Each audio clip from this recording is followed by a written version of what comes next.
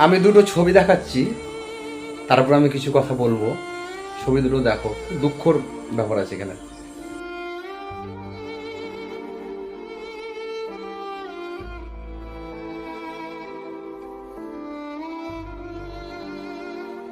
দেখলেন তো,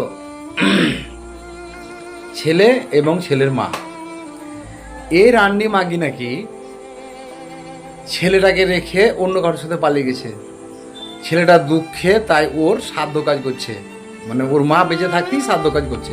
ঠিকই করছে, খারাপ কিছু করছে না। তো আমি এইসব রান্নি মাগিদিকে বলছি কি, তোদের যদি পালাতেই হয়, ছেলে পিলে না হওয়ার আগেই পালা, তাহলে তো এই ছেলেটা অনাথ হতক না, ছেলেটা আজকে মা হারা। তুই একটা ছেলের সাথে পালালছিস, একটা ছেলেকে রেখে একটা ছেলের সাথে কারোর সাথে পালালছিস, তাদের ছেলেটা অনাথ হলো।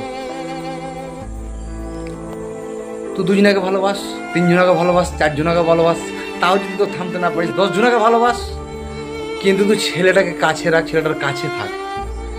আমি সব মেয়েদেরকে বলছি, যারা যারা এই ধরনের মেয়ে, যারা এই মনে করছে যে ছেলে থাকবে আমি পালিয়ে যাবো অন্য কারোর সাথে দুদিনকে সুখের জন্য, তাদেরকে বলছি তো ওদের কেউ কিছু বলার নাই।